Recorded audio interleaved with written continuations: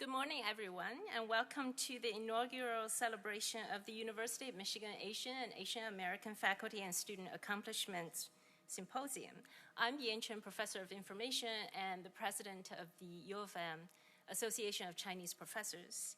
It is my great pleasure to introduce University of Michigan Provost Rory Mccauley, and Dr. Mccauley is the William and Mary Ann Najjar Professor of Periodontics in the Dental School and Professor of Pathology in the Medical School.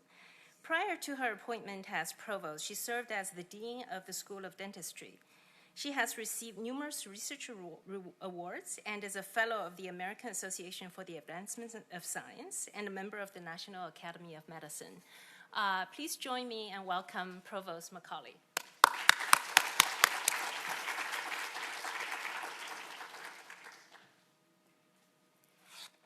Thank you, Professor Chen, and what a beautiful day on our campus and a beautiful spot here in the amphitheater on our campus to welcome this celebration. Thank you all for being here. It is really special and a wonderful opportunity to recognize the accomplishments of our faculty and students who are Asian and Asian American. First, I would like to thank the organizers today for this event, who are all accomplished members of our faculty.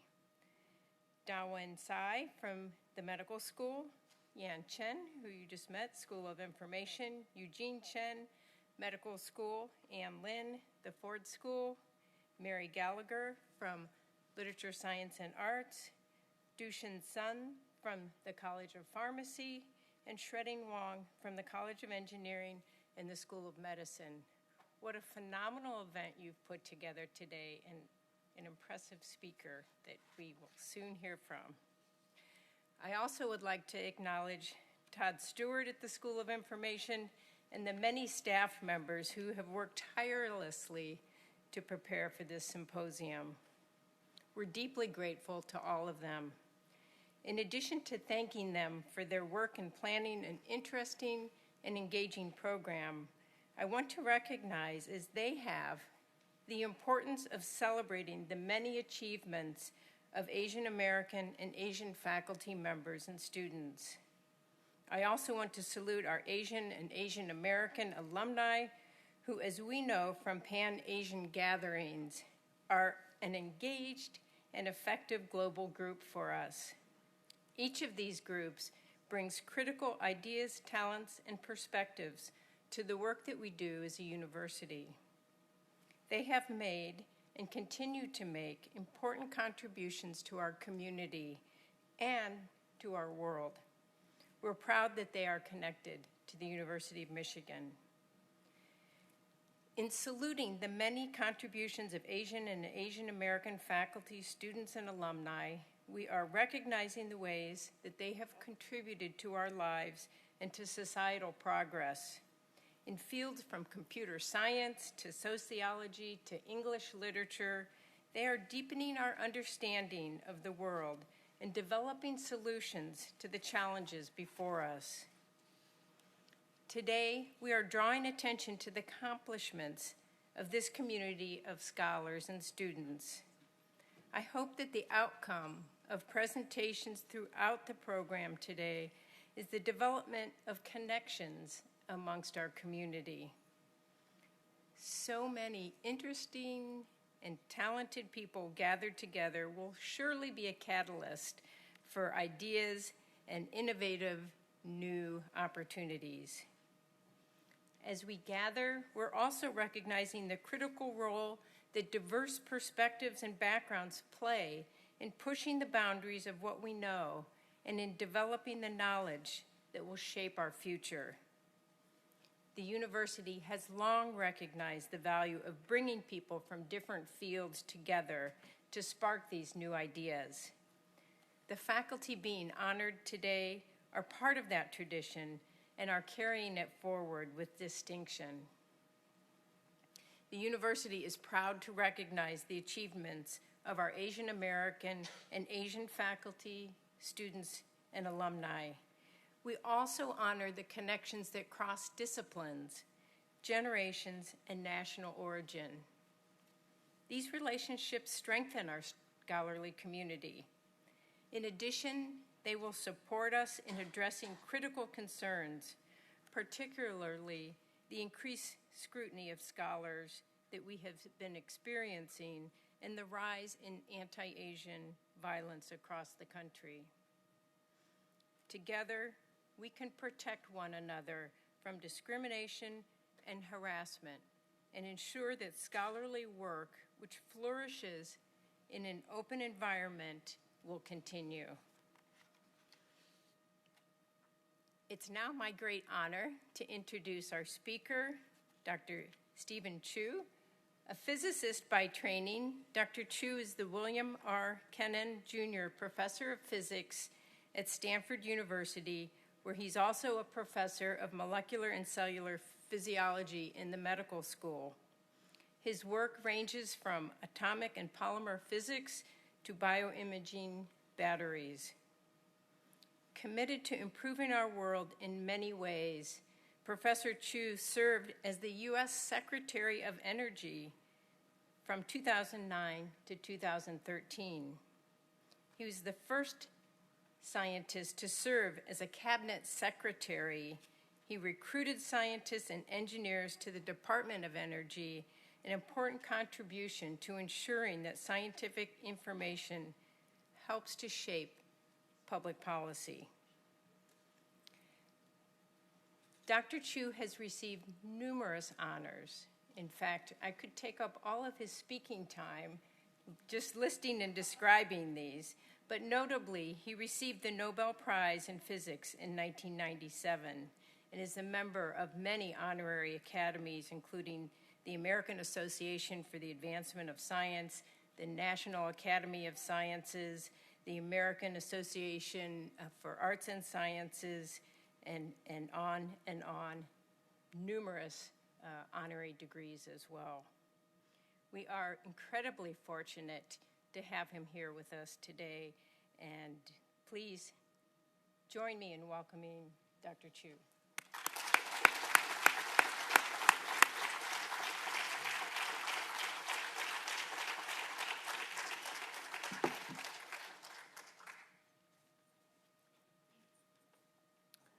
All right, thank you for that very kind introduction. And let me just plug in my computer.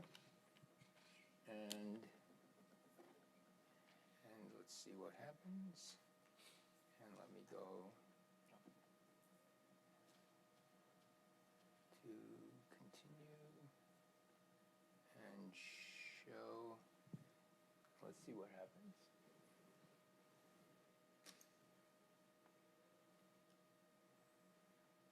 Great. If there's any way to turn off those lights, if possible. No? Okay. How's that? All right. So I've been asked to talk about the contributions of Asian Americans in U.S. science and engineering. Oops, this is the wrong title slide. But let me just first start by reminding people that Asian Americans are not a monolith, they're not homogeneous.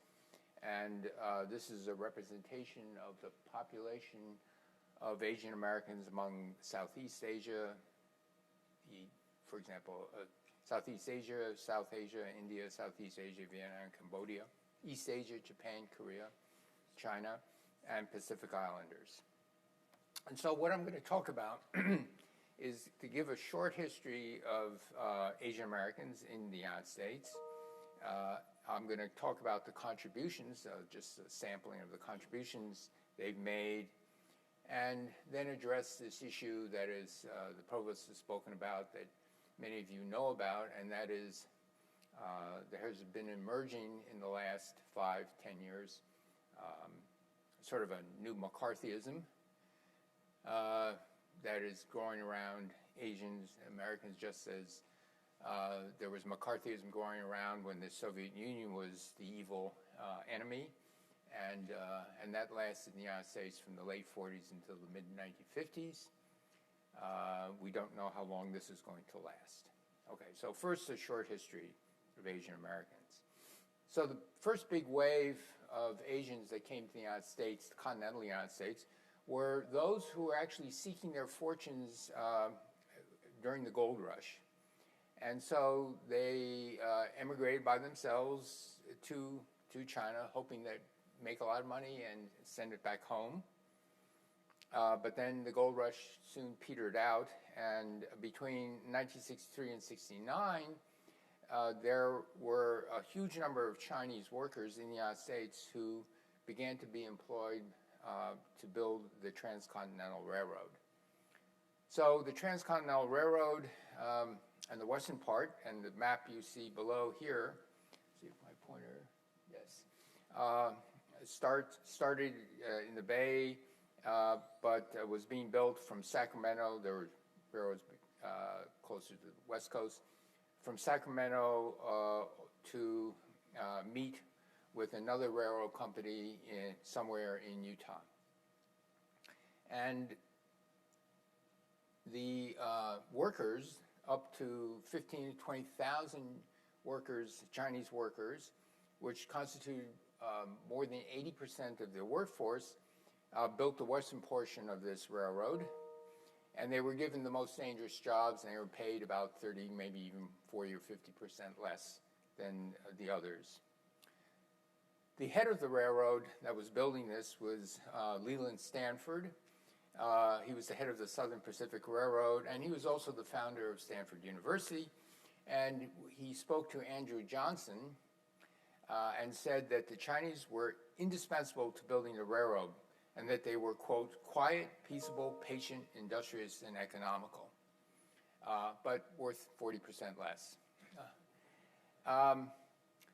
They actually were phenomenal in the last, once they got out of the mountains and were building on flat land, they were ending up building 10 miles of track a day through great hardship, and it was reported that the Chinese civic organizations that after the building of the railroad, they found about 1,200 bodies, dead people. On the side of the railroad, they shipped them back to China. So it was a big celebration of the completion of the Transcontinental Railroad in 1869. And then people looked at these pictures and said, well, where are the workers? There were none. There were no Chinese. And so 150 years later, the great-great-grandchildren of these workers decided to get together and have an anniversary. And so these people here in this photo were the descendants of the people who actually worked on the railroad, just to celebrate that we weren't in the first picture, but we were really there. All right. Now, if we fast forward today and look at, because after all, Leland Stanford founded Stanford University, and you look at Stanford, it appears well integrated, about 17% of faculty of Asian descent. We started a new school of sustainability with a big donation from John Doerr and others. He gave $1.1 billion, which we called Stanford a good start. The total donations were 1.7. And the new dean is Professor Arun Majumdar, who was born in India. I hired him as my first RPE director. And the director of the Precourt Energy Institute at Stanford is Yi Shui, born in China, who listened to a speech of mine when he was a postdoc at Berkeley. I was the director of the lab. He was going to work on nanoelectronics, but then he decided he was going to work on something having to do with energy, total change of course, after he heard my talks, and so he is one of the big gurus now in batteries. But let me set the stage. It seems well integrated now, but when I was started as a graduate student and postdoc, and they made me assistant professor at Berkeley, but they had never done that before, straight through to directly to assistant professor, a lot of discussion to faculty. So they said, well, we really want you to be in our faculty. Here's your starter package. You can start your group now, or you can take a leave of absence and go somewhere. the broad neuroscience experience. I said, sounds good to me. I took the money, spent it, and went to Bell Labs thinking I was going to go back in 2 years. Unfortunately, I did not. I stayed, but then in 86, 87, finally, universities were trying to recruit me, and very quickly, Stanford had made an offer. Berkeley had been asking whether I wanted to come back before that, but Stanford said, we'd like to make you an offer. It's the second time I said, okay, finally, I'm ready to consider it. They were sent around for letters. Berkeley wrote to me or called me and said, if you're really serious about coming out, can we also make you an offer? I said, sure. And then followed by Harvard. So 3 very, very good schools. I finally decided to go to the lowest bidder, Stanford. They just asked me, what would it take to get you there? I said, just match my salary. I asked for a lot of start money. In those days, it was $500,000. And Berkeley said, well, I'm going to inherit Ted Hensch's equipment, maybe $600,000. Berkeley offered $900,000. I said the same to Harvard. Harvard offered $1.2 million and an entire floor of the physics building. So I really went to the lowest bidder. Why? Because it was a very small department. I thought it could make a bigger difference. So there was a chemist, Yuan Li, at Berkeley, who was also eager to help recruit me to come back to Berkeley. And he said, well, look, I'm disappointed you're not coming, but there's a positive side. You're going to be the first Chinese science faculty member at Stanford. I said, what? He said, yeah, you're going to be the first. There was a mathematician, there was some in the medical school, but he was talking about chemistry, physics, applied physics, biology. And so I looked and said, yep, I'm the first. I'm not the first full professor, I was the first professor. So maybe some vestiges of Leland Stanford was carrying through until 1987, who knows. But it was kind of surprising. And during a faculty member in the applied physics department, the then chair of the department, we were discussing some things, and he said something that I didn't take offense, but it was, in those days, in the late 80s, early 90s, it could be not taken as in a more sensitive way today. He said, well, come on, let's not make this into a Chinese fire drill. So there were vestiges in the 80s and 90s, 1980s and 90s, not 1880s and 90s. All right. Nonetheless, let's go back to the earlier history. By 1870, the Chinese represented 20% of the California labor force, even though they were 0.002% of the population. They worked hard, they were willing to work for low wages, and the white Americans are beginning to feel that they were not going to be, their jobs were being taken away from them. There were attacks on the Chinese communities, and then laws began to be passed, both state and federal laws. It started with the Chinese Exclusion Act. I'm just trying to see here. We'll start with the Chinese Page Act of 1875, and it authorized federal agents to question potential people coming from abroad, coming on a boat, and any subject of China, Japan, or the Oriental country to determine if that person come without their free and voluntary consent for the purpose of holding them to a term of service. And what was this about? This was about, were they being imported into the United States for lewd and immoral purposes, namely prostitution. This was for the women potential immigrants. And so it effectively banned the immigration of Chinese women as essentially saying the agents were coming in with the assumption that they were going to be prostitutes. So that was passed in 1875. It was repealed in 1974. The Chinese Exclusion Act, which came a little bit after, was the first law and the only law in the United States that specifically singled out a particular race, Chinese, and essentially banned Chinese men from coming to the United States for 10 years, but it had more longevity because the law was further strengthened by other laws and finally repealed in 1943. So these laws have a long history. There's a California Alien Act of 1913, and followed by a stronger law to close the loopholes. And it was intended to keep Japanese farmers from, tenant farmers from saving their money, buying land, owning farms. Ironically, the Japanese had a window because the Chinese were forbidden to work in California, so they had an opportunity, and they were going to save money and eventually purchase their own land. And it wasn't until 1952 that the California Supreme Court, in a tight decision, found that the state's Alien Land Act, namely that foreigners weren't allowed to own land, Asian foreigners were not allowed to own land, would be unconstitutional violation of the 14th Amendment. So there were these laws that existed for almost a century in the United States.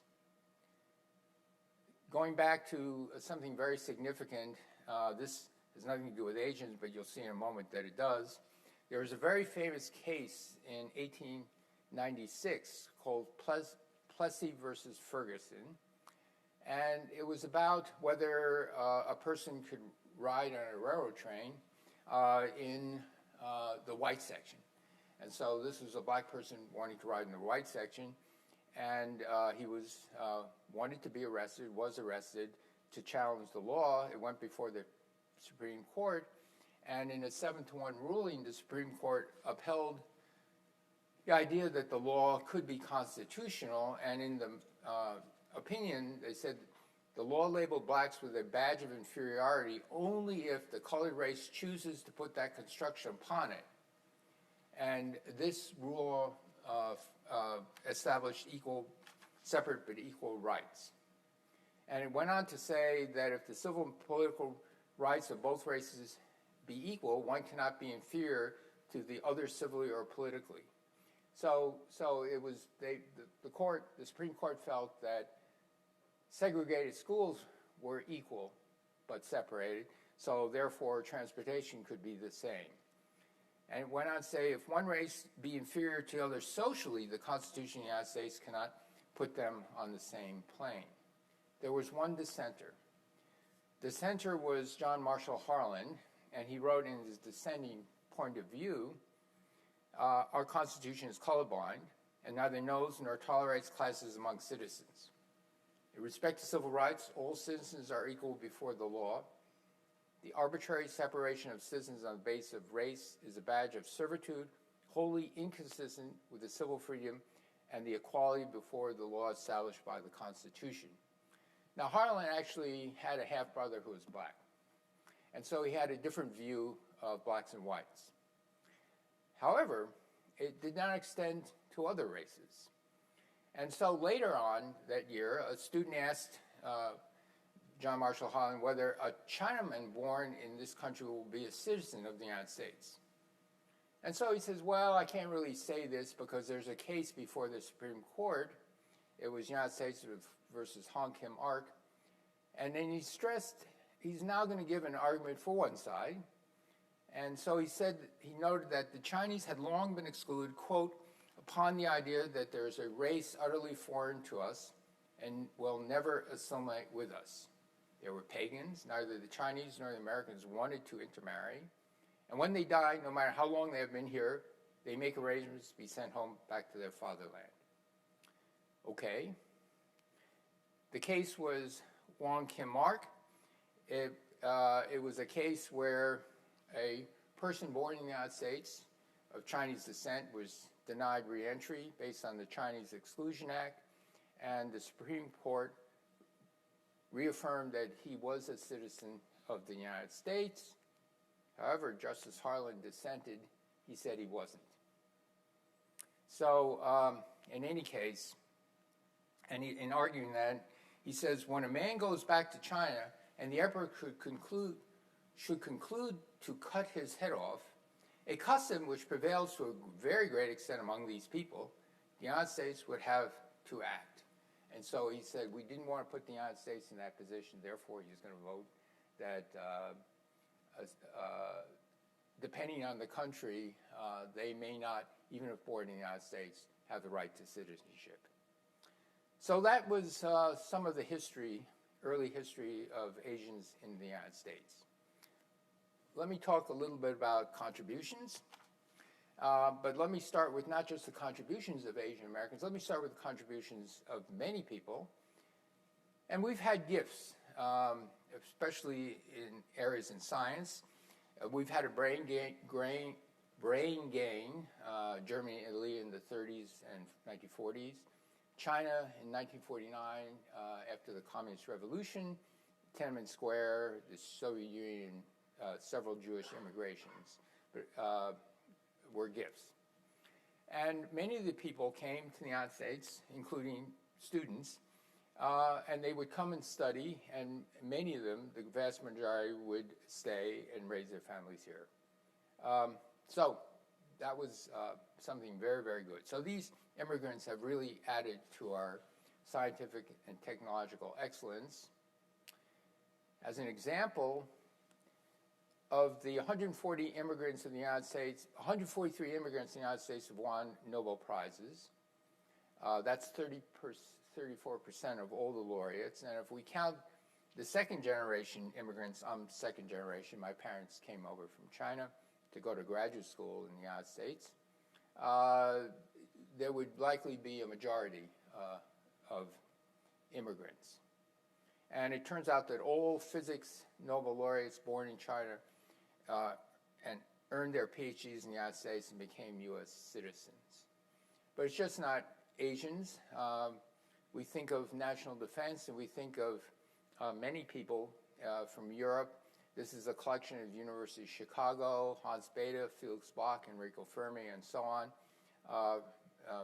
Most of them immigrants working on the Manhattan Project during the war. Let me make it a little bit more personal. This is a picture of my mother and father getting married. My mother on the right, my father, that's my father's oldest sister, 10 years older than my father.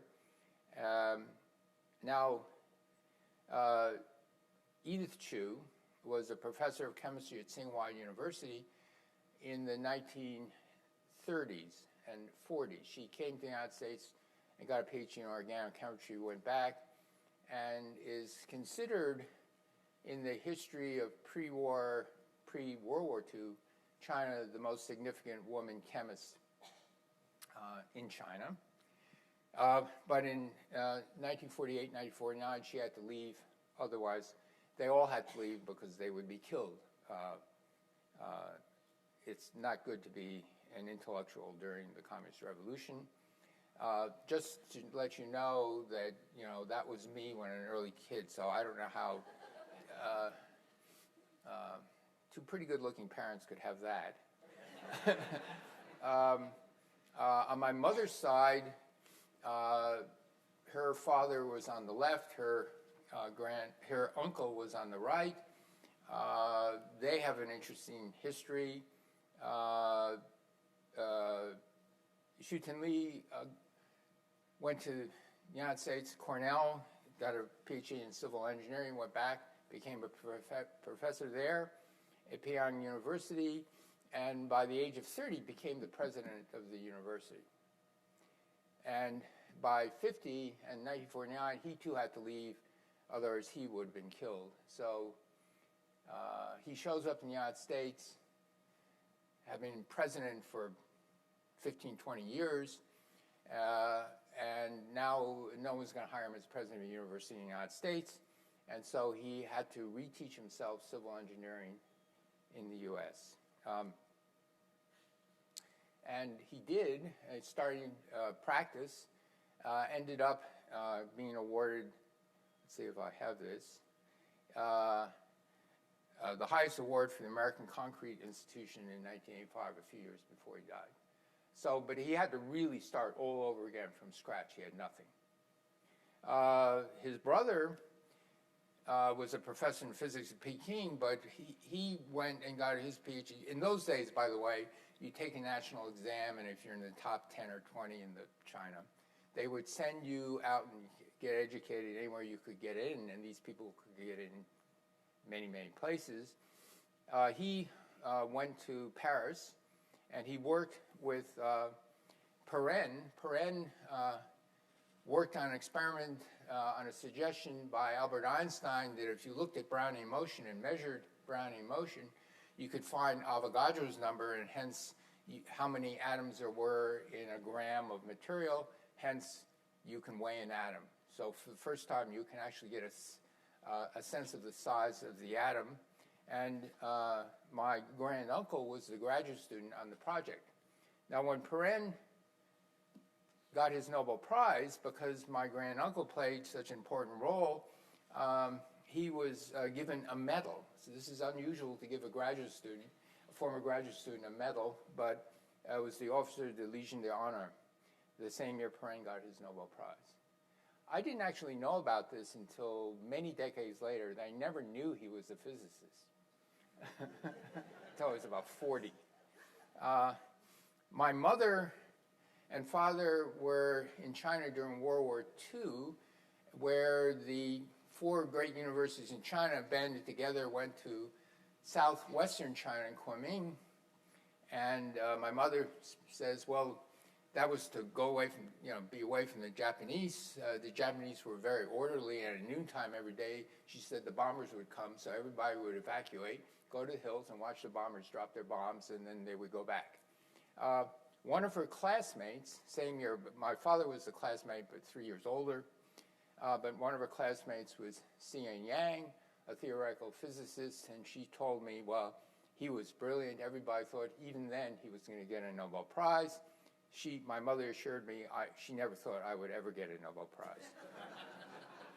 In fact, when I called her up and told her, Mom, I got the Nobel Prize, she said, that's great. When are you going to see me next? And then that afternoon, she called me up and said, it's true. My friends tell me you did get the Nobel Prize.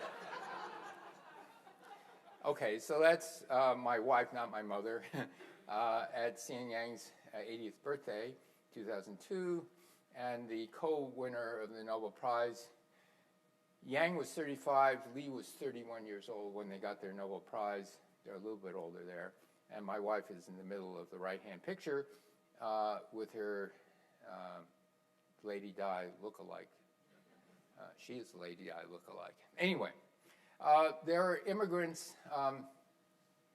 have played important contributions to the United States development of telecommunications. Alexander Graham Bell was from Scotland. Charles Cow, who was both Great Britain and the United States, introduced the first low-loss quartz optical fibers and fiber communication. Google was co-invented by Sergey Brin, an immigrant from Russia, who told me his mother's attitude about Google was, Google schmoozle, when are you going to finish your PhD? She was old school. Anyway, immigrants made many contributions to founding companies. These just a smattering of them. Andy Grove was a first-generation Hungarian. Sergey Brin, I already talked about. Jeff Bezos was second-generation Cuban. Elon Musk. NVIDIA, Jensen Huang from Taiwan. Jerry Yang from Yahoo. And the founders of Bose, YouTube, LinkedIn, Zoom, they're all Asian. Others, we're not quite out of COVID. We're in the middle of COVID, but two of the miracle vaccines, the so-called RNA vaccines, the CEOs of those two companies, Pfizer and Moderna, were immigrants. The scientists who did the groundbreaking research that led to the mRNA vaccines, Caitlin Carico, was from Hungary. All right. But it's not just science. Asians have made a lot of other great discoveries. I'm just going to give you a sampling. When I was growing up, my father wanted to be an architect, not a physicist, because he said, you're not as smart as Xian Yang, but you can draw. Maybe you can do architecture. The model was I.M. Pei, who was one of the most famous architects of his day. I just show you two buildings. If you ever have been to Paris and gone to the Louvre, these triangles are his renovation, modernization wing of the Louvre. It's underground. So if you go into the Louvre and you go down underground, it is really gorgeous. Another building, which I.M. Pei considered his most important commission of his life, was the John F. Kennedy Library.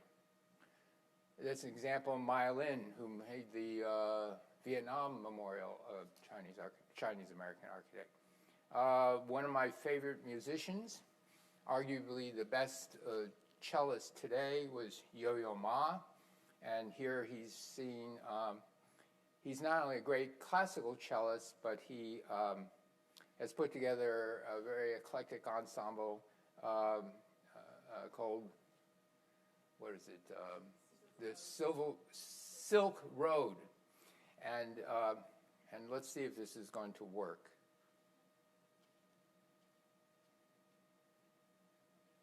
Is the sound playing? Can you? Anyway, that's a Bach Suite No. 1 in G minor. It's fabulous.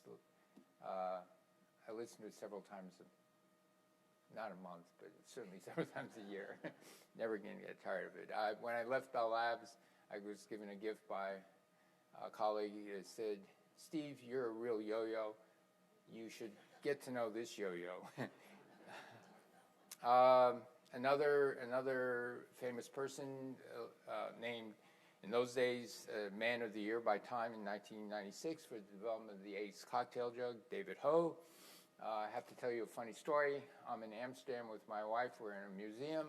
There's some two young Chinese men stalking us. Finally, we turned around and said, okay, you've been following us. What's why? And they kind of timidly looked at me and said, you look really familiar. Are you David Ho? So even among Chinese, we all look alike. I mean, don't look alike. Anyway, over the years, he's become a good friend.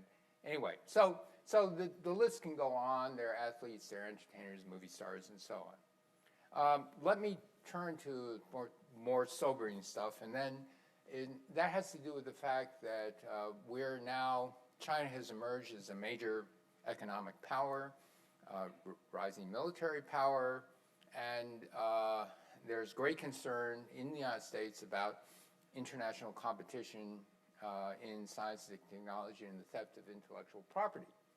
And so because of that, America has reacted.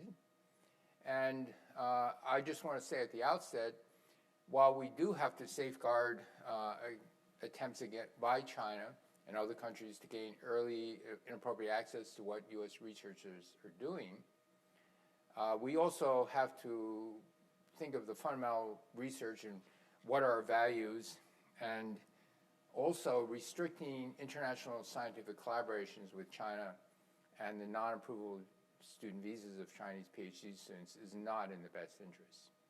So to that, I will first turn to a report commissioned by the National Science Foundation as they began to get pressure from Congress to be very wary of Chinese researchers and students in particular.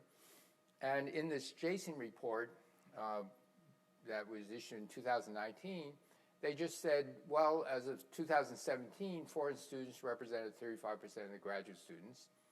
And in physical sciences, over 30% of the master's and over 40% of PhD students were foreign. And China accounted for 34% of the total. And they also talked about what was called National Security Decision Directive 189, which was established in 1985 by President Reagan, reaffirmed by 2 other presidents, and it defines fundamental research. And this continues to define policy today. And so I'll quote, fundamental research means basic and applied research in science and engineering, the results of which ordinarily are published and shared broadly within the scientific community, as distinguished from proprietary research and from industrial development, design, production, and product utilization, the results of which ordinarily are restricted for proprietary or national security reasons. It is the policy of the Reagan administration that to the maximum extent possible, the products of fundamental research remain unrestricted. It is also the policy of this administration that where the national security requires control, the mechanism for control of information generated during federally funded fundamental research in science, technology, and engineering at colleges, universities, and laboratories is classification. No restrictions may be placed upon the conduct or reporting of federally funded fundamental research that has not received national security classification. So this national directive is now being reconsidered in the United States, which is very scary. And so this brain gain that I talked about really is going to be up on the auction block. And I lost a postdoc who accepted offer, but then went to National Singapore University. Another postdoc who left my lab early because of the perceived hostility against Chinese during the Trump administration. She was very afraid. She got offers in the United States for assistant professorships and China. She finally went to the Chinese Academy of Sciences, a research institute there, which is a shame. And so other things that are going on is that, for example, China has built a world-class, very large radio telescope called FAST, 500-meter aperture spherical telescope.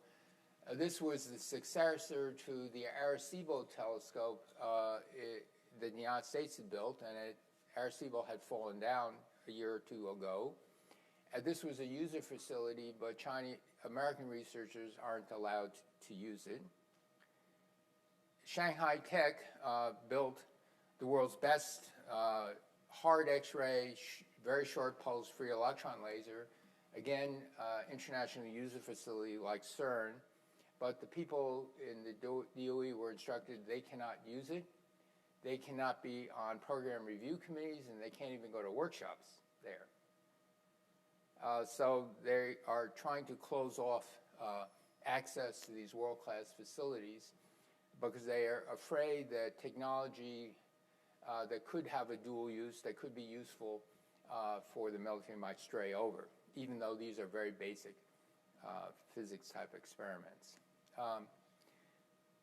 This is a survey of racial profiling that was done recently, and if you ask people, both Chinese and non-Chinese scientists, do Chinese scientists make important contributions to research and teaching?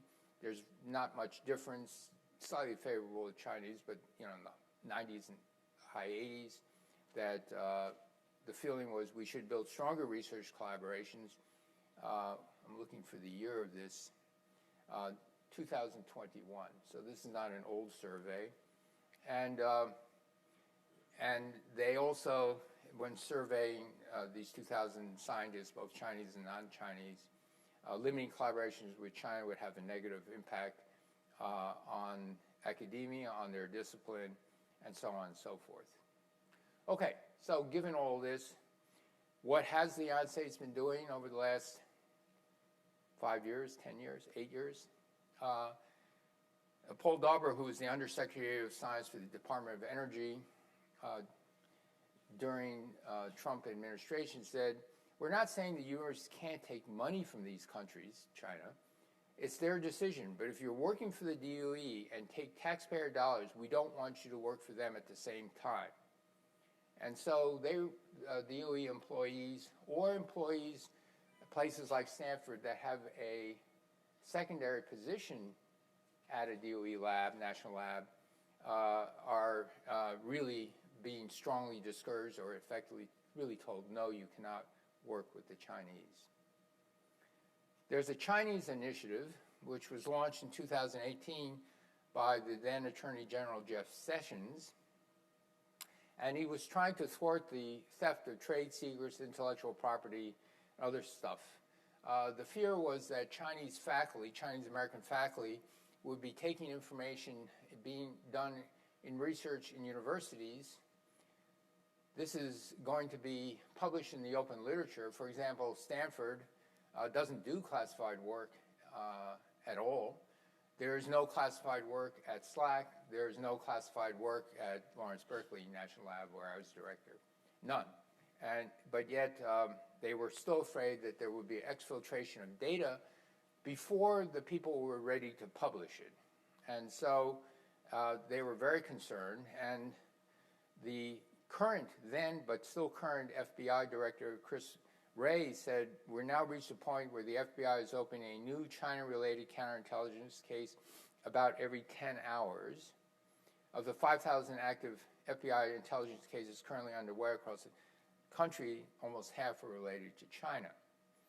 Well, they open up a lot of cases, about 100 people of the tens of thousands of cases. There were 100 people formally charged. There were 4 guilty convictions or guilty pleas, not for giving data to China, but not declaring their association with China. So they didn't check the right boxes. A well-known case was brought against a professor in the University of Tennessee named Aming Hu, who had a grant from NASA, and he was charged for wire fraud and making false statements. Wire fraud means the information crosses state lines. And so if you have a false statement that crosses a state line, i.e. you send an email somewhere, that's wire fraud. And so actually the judge for the trial, for the first trial, which was a hung jury, before the second trial started, the prosecutor wanted to retry the case.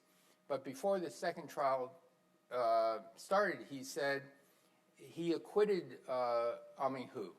And the acquittal was actually kind of interesting. And he wrote, when evaluating motions for judgment of acquittal, courts view the evidence in light of the most favorable to the prosecution and consider whether any rational trier of fact could have found the essential elements of the crime beyond a reasonable doubt. And he went on to say wire fraud requires deceit and injury or loss. And Harlan said there was no injury. So, and he used as an example an earlier case where there was a hypothetical given where a person goes to a neighbor and says, I need 4 quarters for $1. My son's sick, I need the quarters, I can't go to the bank. And the neighbor says, sure, here are 4 quarters, gives $1. Neighbor finds out the next day that the son wasn't really sick, he just wanted 4 quarters and didn't want to go to the bank. That is not against the law because they contracted for 4 quarters and $1. NASA contracted for some research. When asked, were you happy with the research? Oh yeah, we're very happy with the research. And so he said, okay, there's no harm done. Now, Aming Hu wasn't even trying to hide this. He discussed it with his association with Chinese researchers in China. And he was also being paid $5,000 over one summer, and he says, do I need to declare it? And the University of Tennessee says, no, the limit is $10,000. You don't have to declare. So nevertheless, it was brought to trial. And so there it goes. So in any case, that was dropped. Okay, let me move on. let me talk about Gang Chen. He was arrested for grant fraud, and the Attorney General, oh, by the way, the prosecutor of the Aming Hu case, unfortunately, has been nominated by the Biden administration for a high federal position. Some of us are writing petitions saying you want to reconsider this, but so far the nomination went through and we're afraid the appointment will go through. Don't know why. Gang Chen, MIT. He was accused of taking lots of money from a university in China. The accusation, he wasn't. He was the official go-between between a university in China and MIT, so none of the money was for his research. What little money he did get, the Department of Energy didn't really require that it be reported at the time. But nevertheless, he was arrested, and the prosecutor said the allegations claim probably there's not just about greed, but about loyalty to China. All right, then Biden becomes president, and then Merrick Garland decides, after a while, they dropped the case, and he actually said, we want to be careful to separate out a country that is a serious competitor with us, aggressive competitor with the Americans and also with the residents who are from that country. We're going to be careful that we not forget the distinction between those two. Going back to the Gang Chen case, I was on the phone talking to him about this and the charges. MIT did a very brave thing. The president of MIT came out very strongly at the beginning and said, we will defend him. We don't think he's guilty. That had a profound influence when the university is willing to use their resources and money to defend a faculty member, because then the Justice Department thinks again about what's going on. Now, in the end, the case was dropped, so there were no charges brought. Many, the tens of thousands of cases that Christopher A. talks about, only 100 charges, but many of them are dropped before going to trial. When the case, the FBI dropped the Gang Chen case, the Department of Energy said, oh, by the way, he wasn't really in violation of law because these disclosures weren't required in the years he didn't give them to us. Gang Chen's view of this was, wouldn't it have been better if they came out and said that when they arrested me?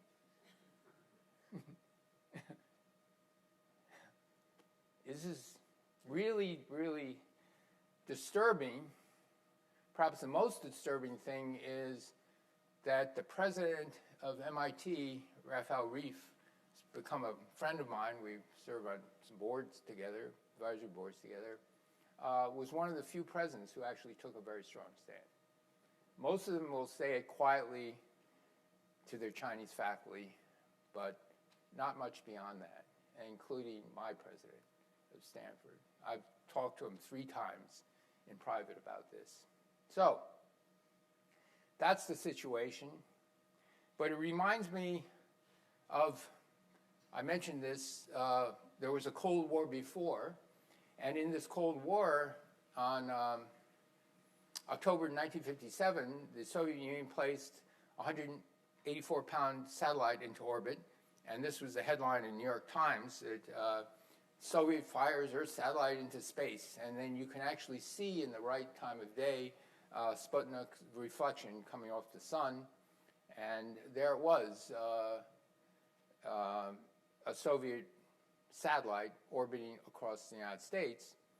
So about a month later, President Eisenhower gives a major speech, and as one of 2 of the only 5-star generals in the United States, you might say, well, what is he going to talk about?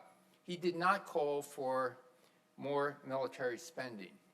Instead, he said, according to my scientific friends, one of our greatest and most glaring deficiencies is the failure of us in this country to give high enough priority to scientific education and to the place of science in our national life. Education requires time, incentive, and skilled teachers.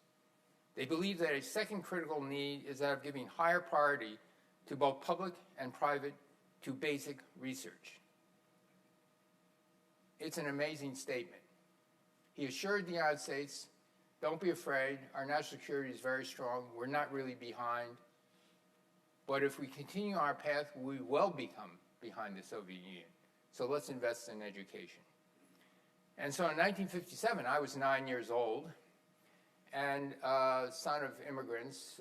Again, they went to MIT to go to graduate school, and I benefited from all those increased investments in high school and college and post-college science programs that trained this new corps of scientists. So, what's the best way to respond to technological theft of competitive and potentially adversarial countries? And so most high-tech companies believe the need to innovate rapidly and stay ahead of copycat tactics. I had a long discussion with Jensen Huang. I was on the board, before my vow of poverty, I was on the board of directors of NVIDIA. They invited me back when their stock was 11. It was now 500. It could be worth 300 million. Don't ever listen to my financial advice. But I was talking to him about, industrial espionage, and he said, yeah, this is a problem.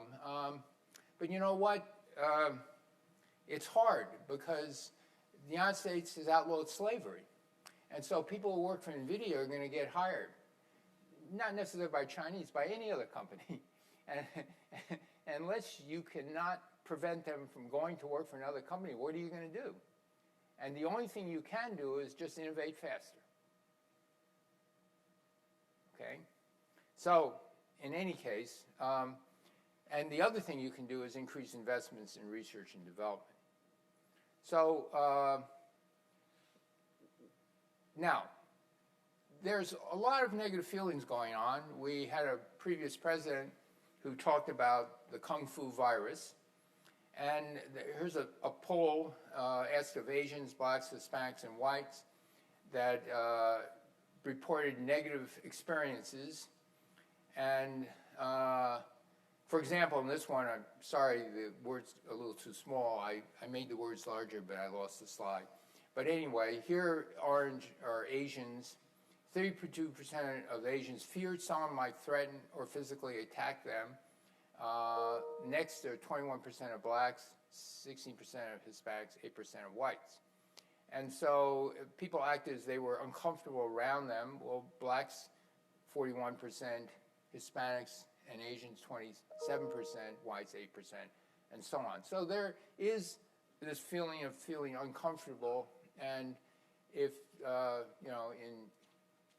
in San Francisco, Oakland, areas in Chinatowns and other places, elderly Asians, mostly elderly women, are being attacked. So what is the FBI worried about? They're worried about this Chinese talent programs.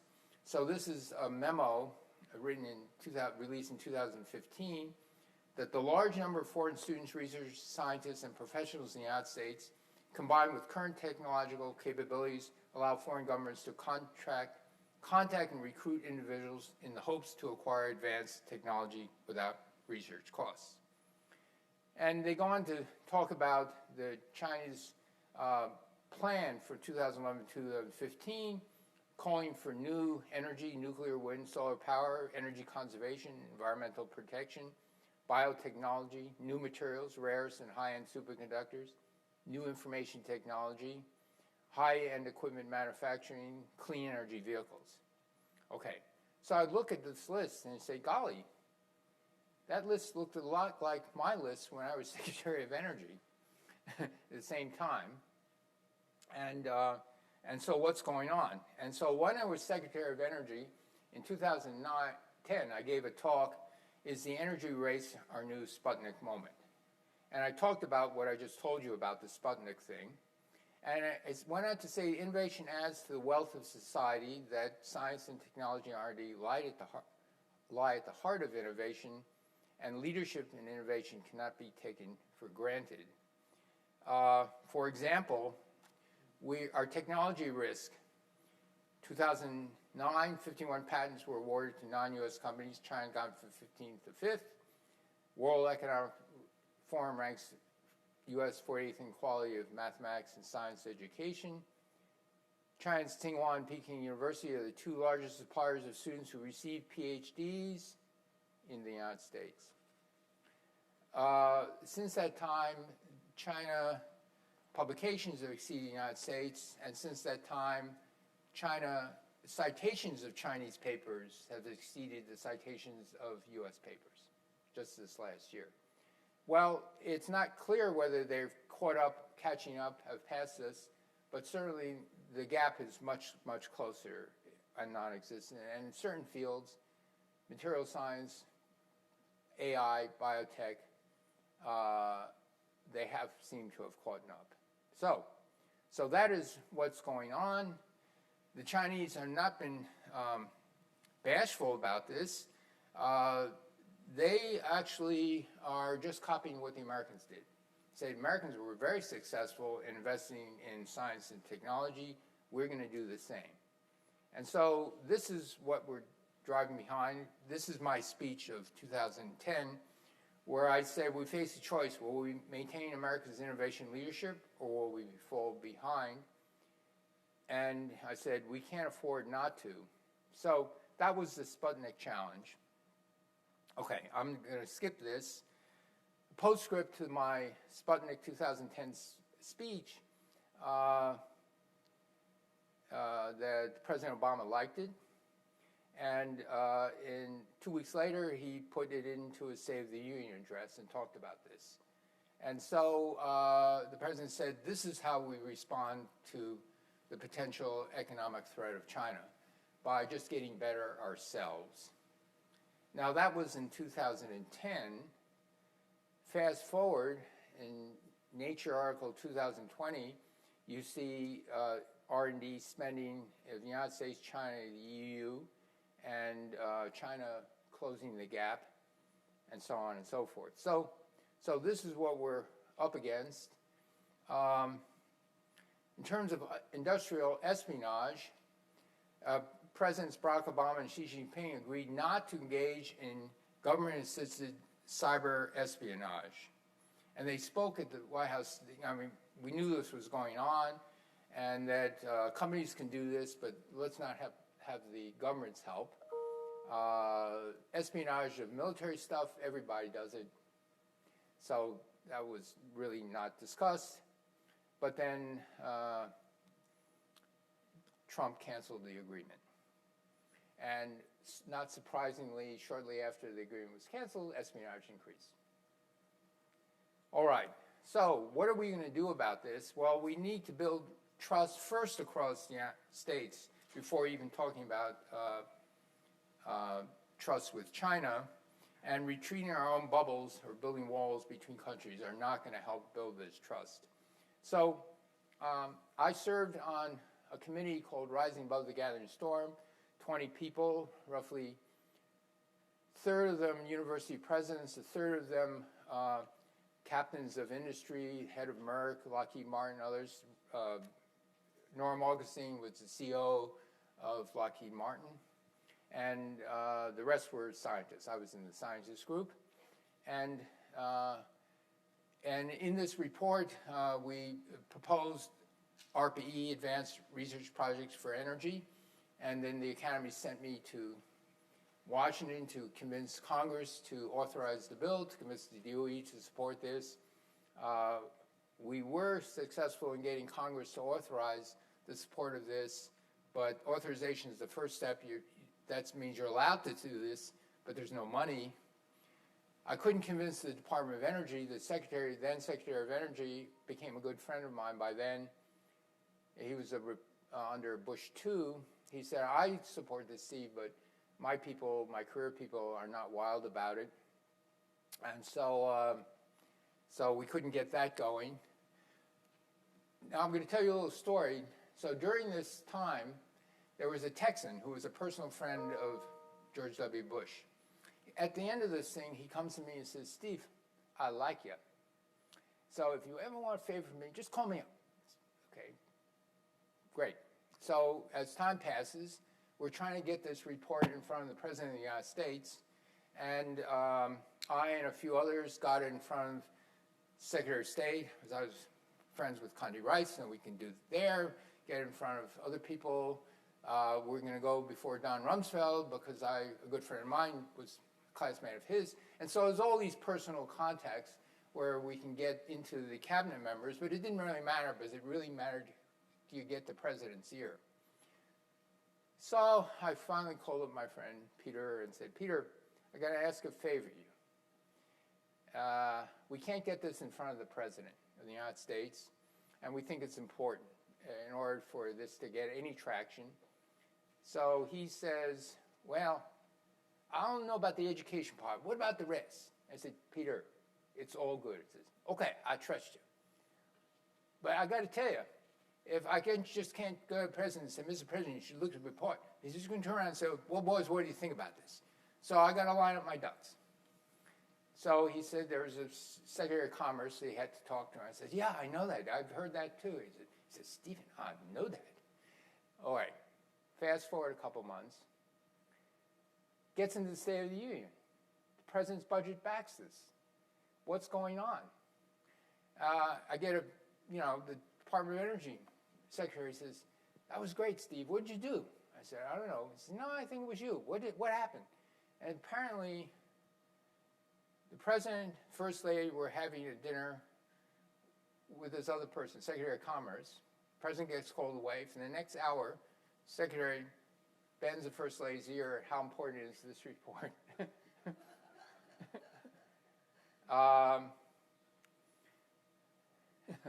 So, in academia, industry, government, you name it, trust is an essential ingredient of getting things done.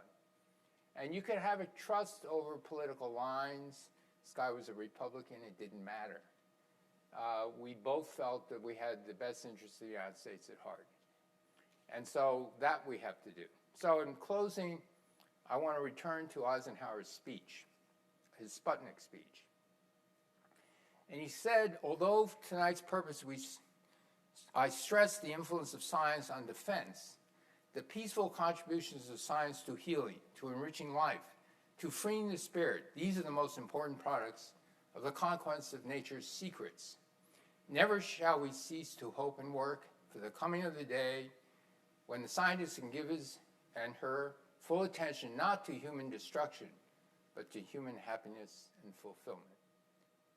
I want those days to come back. Thank you.